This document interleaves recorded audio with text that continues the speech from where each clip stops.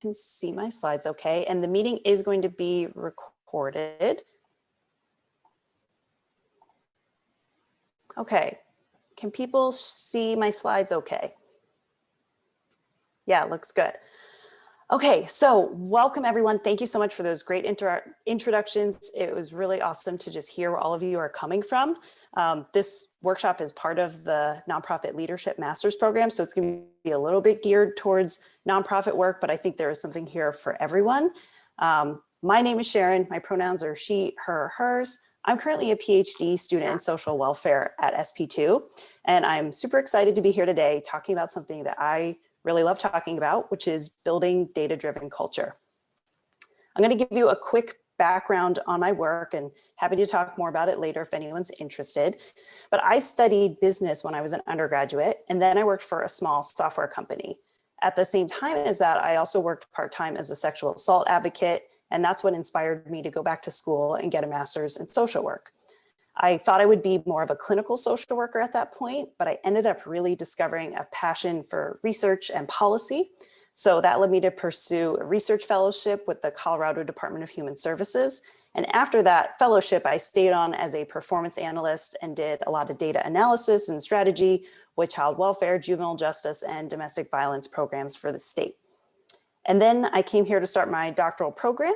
I currently work with Dr. Dennis Culhane, who's my advisor, and we work with an organization that's house rated SP2 called Actionable Intelligence for Social Policy, or AISP. And what we do at AISP is help state and local government agencies, as well as nonprofits and universities with cross-sector data sharing and integration. That's a big mouthful, but basically what we do is we often call it data sharing therapy. We help agencies figure out how you share data ethically and in a way that's beneficial to organizations and to clients.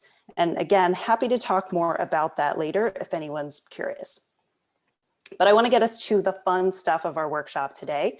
This is a quick agenda for our hour together. I think it's going to go by really fast, but I'm very excited about it.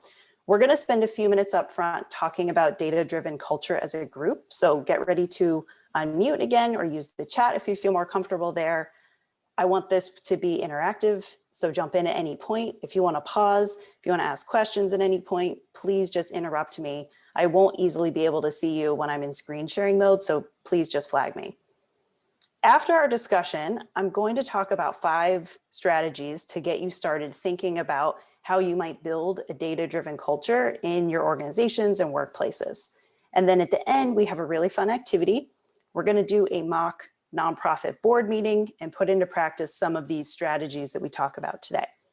My hope is that we're going to get to this activity by like 12:30, 12:35, so that we've got plenty of time for it. So please feel free to help move me along so we get to that. Okay, so let's get down to business. As much as I love data and evidence and talking about data-driven culture, these things are imperfect. Becoming data-driven is not a cure-all solution to the problems you will face in your work, whether that's in nonprofit sector or the for-profit or public service sector. So I want to balance our discussion today by first acknowledging a few really important caveats about this topic. The first is that you cannot tech your way out of every problem. What do I mean by this? So here's an example. Pretend you're working for an agency that's providing services to people that are experiencing homelessness. And you get approached by a tech company that says, hey, we've developed this awesome app. It's going to make service provision from your nonprofit more efficient and easy, and it's going to help people apply for public benefits and services that they need. And we want to sell it to you because it's going to end homelessness for your clients. Who thinks that this app will end homelessness, that this will really work? Any thumbs up, thumbs down? Okay, I'm getting a big thumbs down from Chris. Okay, I agree. I also don't think that this would work to end homelessness. More tech and more data cannot change the underlying social inequities and structural problems that the people we work with are often facing. An app cannot change the lack of affordable housing in a community. It can be a tool for change. It can be a tool for strategizing and efficiency and all of that good stuff, but it's not the end all be all. The second caveat I want to highlight is that there are many ways of knowing and many types of data out there. So Quantitative data can often provide us with really good aggregate information about groups of people we work with. It can help us see big trends. It can add statistical significance to analysis. And then qualitative data, just thinking very big picture about what these buckets look like. Qualitative data gives us the rich contextual accounts of client experiences. Narrative stories help us get that insider knowledge about the trends that you might be seeing in statistical data. And there are many variations of qualitative and quantitative data. The important thing I want to get at here is that there are many things that constitute knowledge, and oftentimes it's hard to get out of our own boxes of what we see as knowledge. That kind of brings me to my next point, which is that what we tend to think of as the most legitimate types of data are driven by what I will refer to as white logics and white methods. This point comes directly from the book I've referenced here, White Logic, White Methods. So I want to give 100% credit to these authors for this term. And what is meant by this is that white people have historically had the power in society to determine which ways of collecting and analyzing data are deemed most valuable. They have often gotten to determine the lenses through which we view data and what is important about data. And empirical analyses have frequently been used to uphold racial and other inequities. So it's really important to keep in mind that the way our society defines credible evidence can be problematic from the start. And you may want to consider collecting data or using data in ways that challenge that paradigm, especially if your organization works with people who have been harmed by this in the past. And lastly, we need to acknowledge that every data source will be imperfect. There are limitations and benefits to all the data that you use, and being aware of it is just important as you go out into the world. Okay, so now that we have acknowledged some of these caveats, and there are plenty more we could acknowledge, but I did want to just frame it with a few of them to start with, let's talk about some of the benefits. Why do we even want to be data-driven? I was asked to talk about this topic because it's popular. So what is it about data-driven culture that we want? I'm going to stop share for a second so we can see each other. Are you asking us? Yeah, I would love to hear from you all. And yeah, Jocelyn, I think you had something to say, so let's start with you. Yes, in order to improve, we need data, we need numbers, we need evidence. And it's part of monitoring advances and improving in general, yes. Absolutely.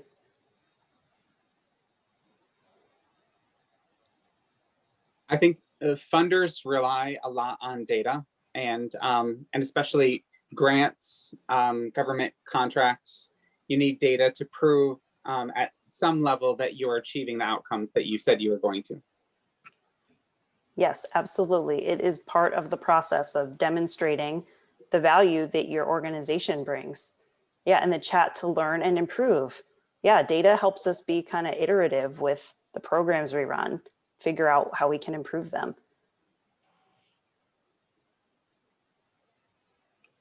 What else? Why else is being data-driven important to you?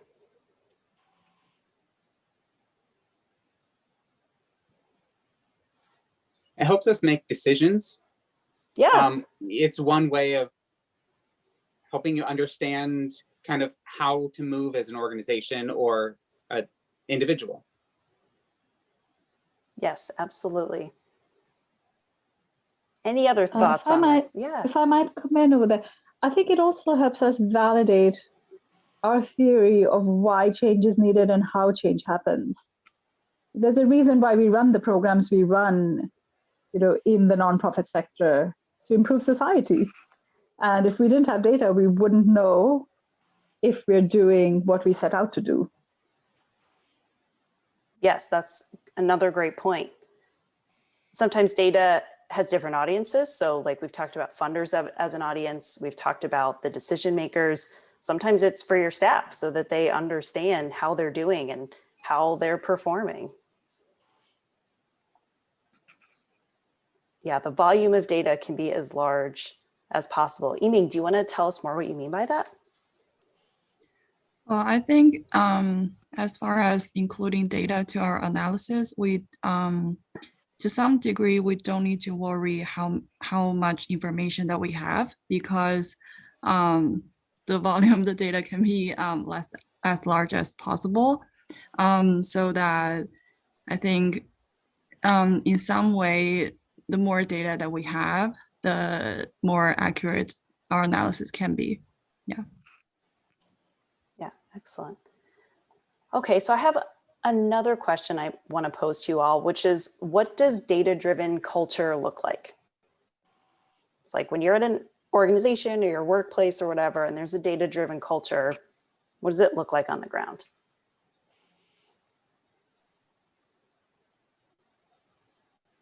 I would say that at every level of the organization, you utilize data to make decisions and to formulate change. That it's not just the board, it's not just the staff, it's not just the programs, but it's every single level within there. Yes, excellent. I saw some other unmuting.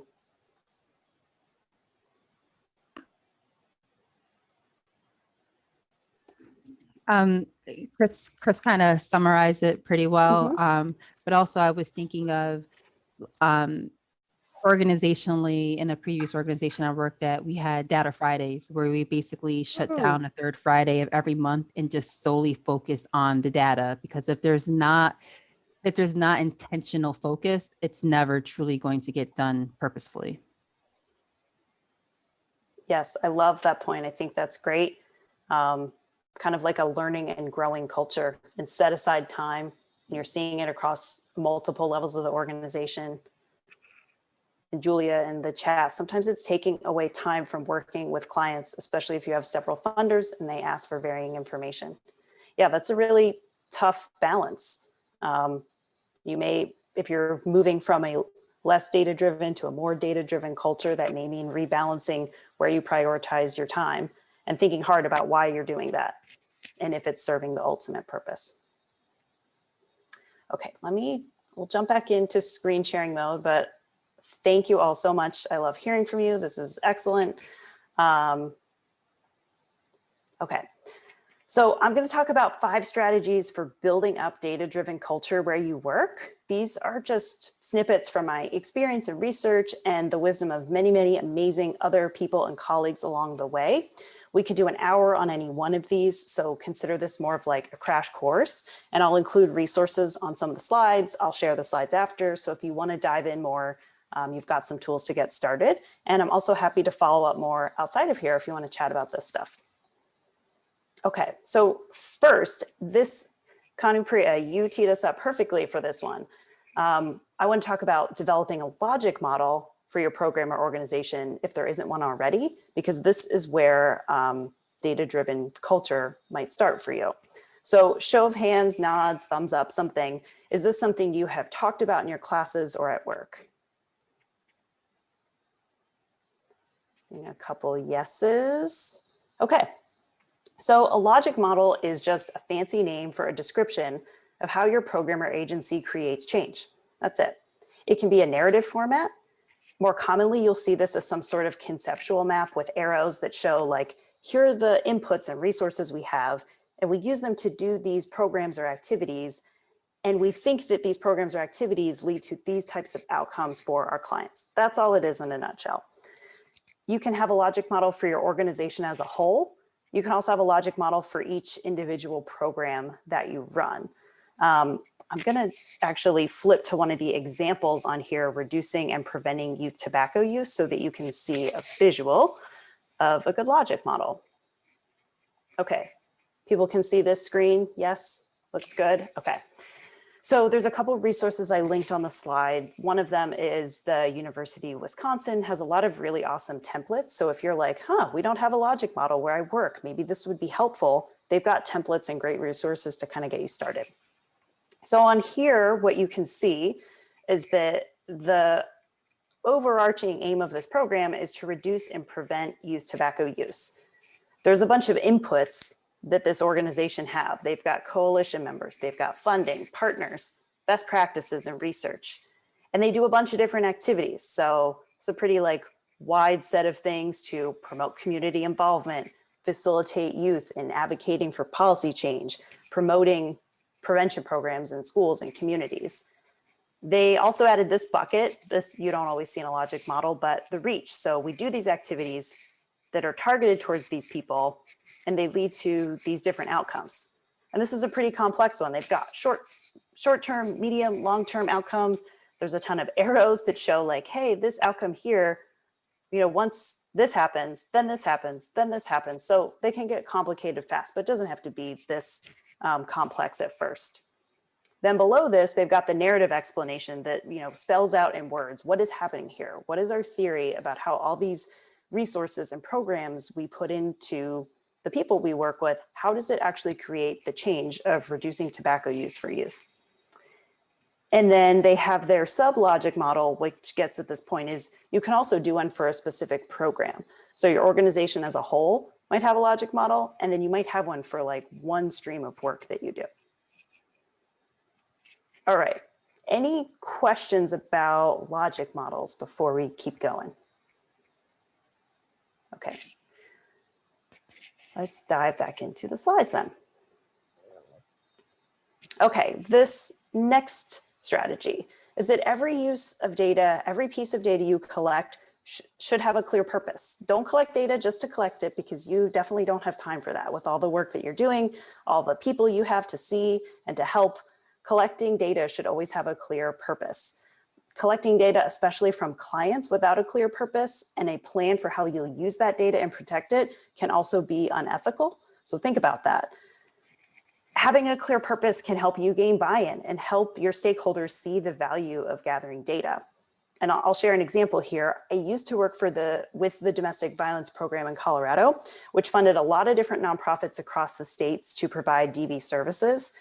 And at the state level, we wanted to improve the accuracy and consistency of data collection so that we could better measure performance for these programs, strategize how to improve at the state level, potentially get more funding at a state level to support these nonprofits. But when we first started talking about requiring all the programs to use a streamlined data system, there was a lot of resistance, which I'm sure many of you have experienced in your work. And really that was because we didn't articulate a clear purpose or a clear benefit to the clients of DV services. To the providers, it just sounded like we wanted to make more work for them, that we wanted to change a system in a way that had no benefit for them. It was only to serve the state and the powers that be. And we didn't have a plan for keeping their, you know, they didn't hear in that a plan for how we would keep this highly sensitive data from their clients safe, which was a big concern. But once we were able to address those points by having a clear purpose for how the new system could benefit everyone, how it would actually be more secure for clients, you know, because a lot of people this time were keeping all their case files in paper in like a locked cabinet somewhere, which isn't always the most secure way to do it, but sometimes it's what works for agencies, and how it could actually make their workflow easier. So that's actually a good segue to our next strategy. You all have probably heard this 100 times in the past, which is that engaging stakeholders is super important.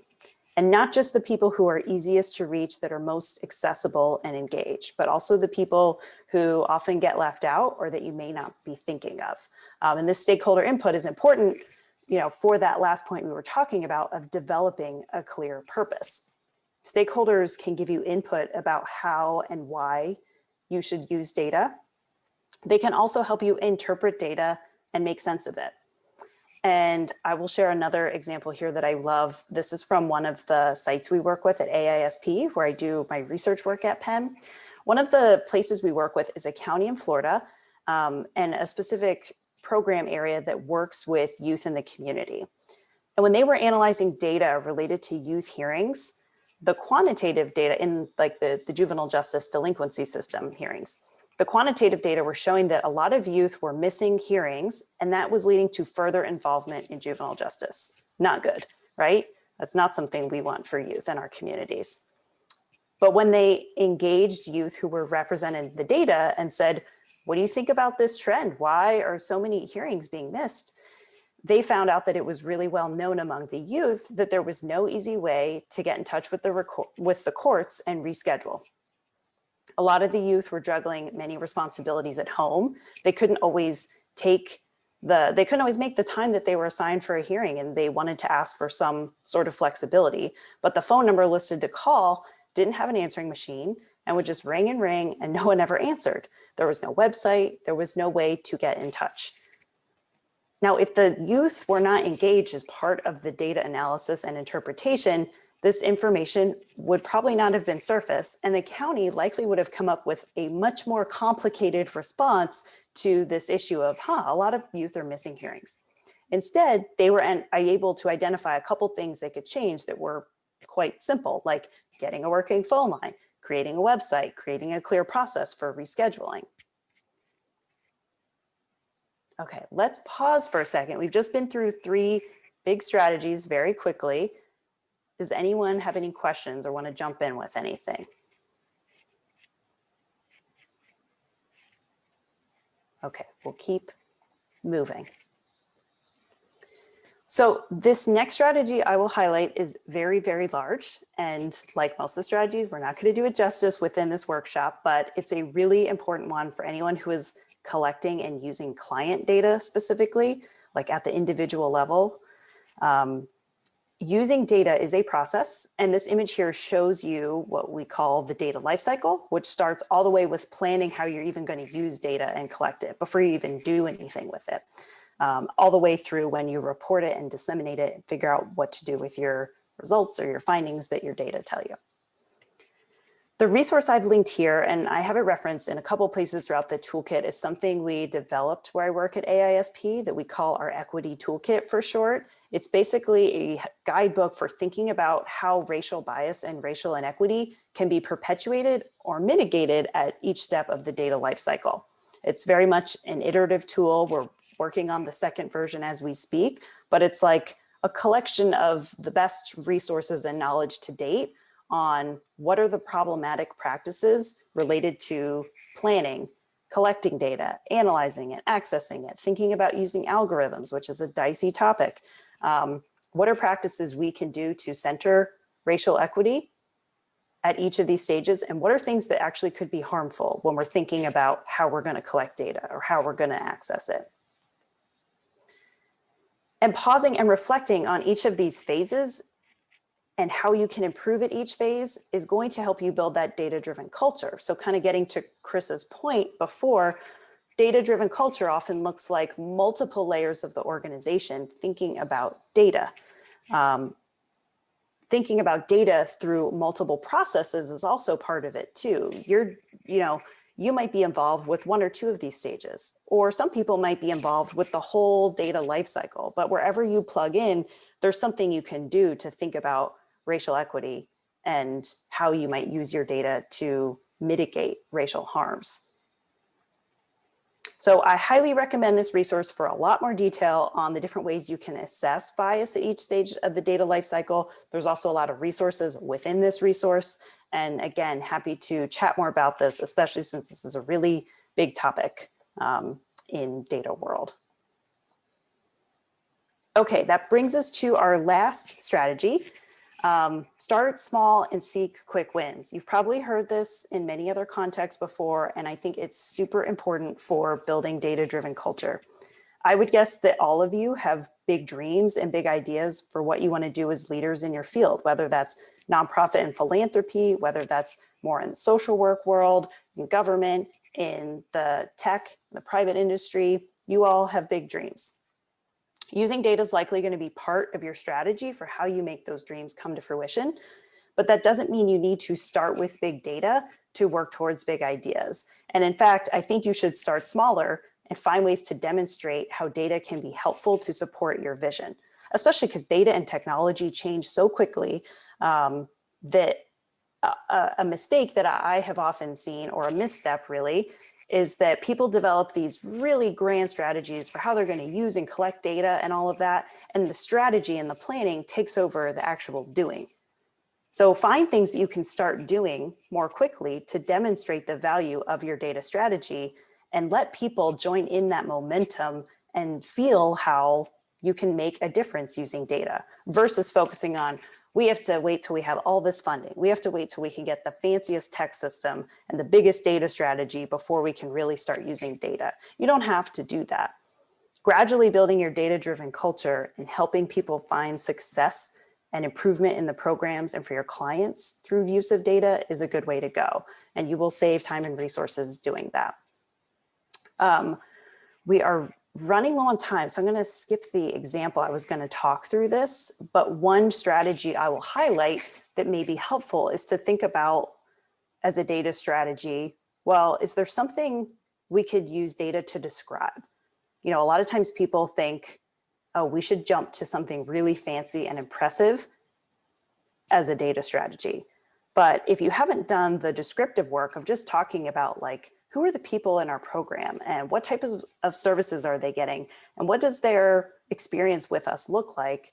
Starting there is a great place. Creating dashboards that show like the key metrics on your logic model of like, these are the 3 things we're really trying to impact. And having a dashboard or something that keeps track of how you're meeting, you know, measures on the way to that goal every month, that can be really effective, more so than like planning a year-long research project. So I think it's an easy one to ignore, but really important. Think about where you can start small and where you might find a quick win. Okay, let's pause here because that was a lot of content. I do want to get to our activity where we can put it in place.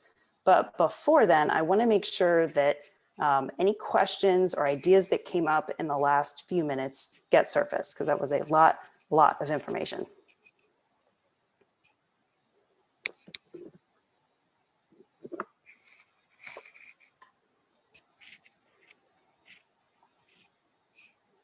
Nothing? Okay, no questions yet? All right, I get it. So let's move to the activity then, where we'll get to talk a little bit more.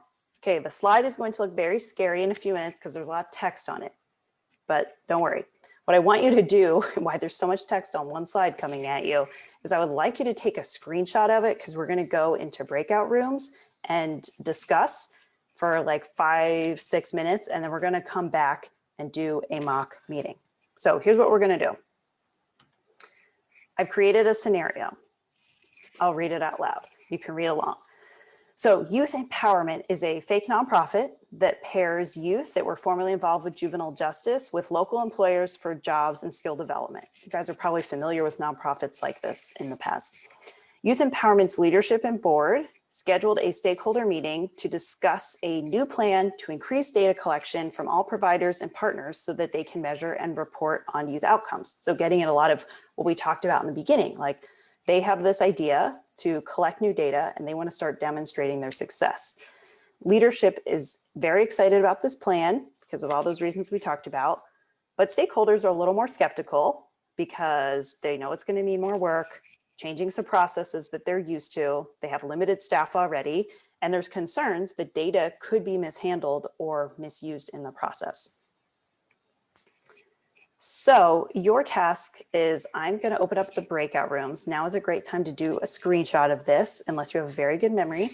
We're going to have you choose a breakout group that you want to join. So do you want to be the leadership side or do you want to be the stakeholder side? I think we're just going to do 2 groups for this when I open it up, and we'll combine all the stakeholders into one group.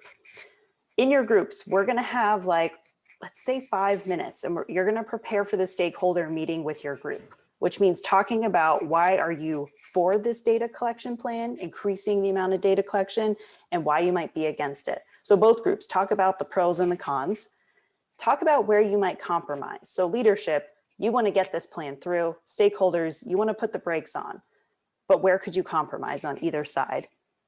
And are there any of the strategies that we talked about today that could be helpful, that could help you with your position on either side? And then I want you to choose someone to speak on behalf of the group. Everyone is welcome to participate, but just make sure there's at least 1 or 2 people who are like prepared to give us your intro speech. And then we're going to do a little mock meeting and have each group voice their input. So let me get us. Also, just as a heads up, I just dropped all of this, well, not all of it, but the whole scenario and a little blurb about what should be done in groups in the chat. So hopefully you all can see that and continue to reference that in your groups as well. That is great. Okay, so I'm gonna open the breakout rooms. If anyone has any questions though, let me know. You can start, let's see, you should be able to start joining your rooms. I would say, if there's like one person in one group, maybe go be a friend to them and join. But otherwise join whatever one you feel pulled to right now. And we'll try to hop around and try to answer questions, but I'm also happy to address any questions right now too. I think there's a question from Julia in the chat about having clients Yeah. participate. Yeah, let me look at that question. Oh, great question. So I'm just collapsing stakeholders into one group. So if you want to like talk about the providers and the clients within the stakeholder group, that would be great. And if you want the clients to participate in the meeting, or if you want like an advocate to participate for a client group, however you want to do it is great. Okay, can you all, let's see, it looks like the rooms are open. So let's feel free to start joining, and I'm gonna call us back in like 5-ish minutes. So it's gonna go by very quickly.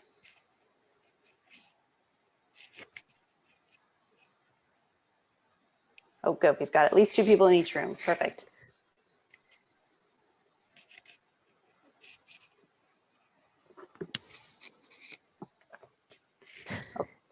The leadership group is looking a little slim, but that's okay. Okay, good, we've got brave Yeah. souls going to the leadership room.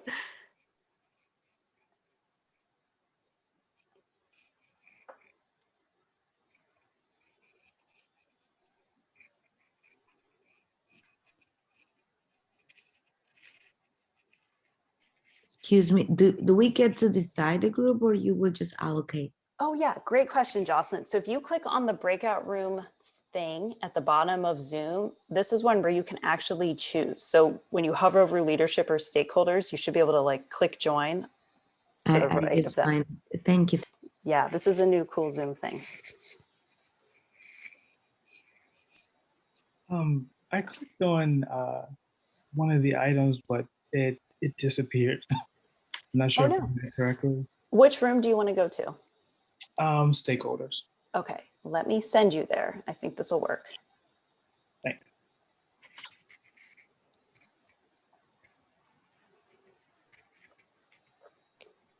Shamichael, is there a specific room that you'd like to go to? He may have stepped away. Yeah, that's fine.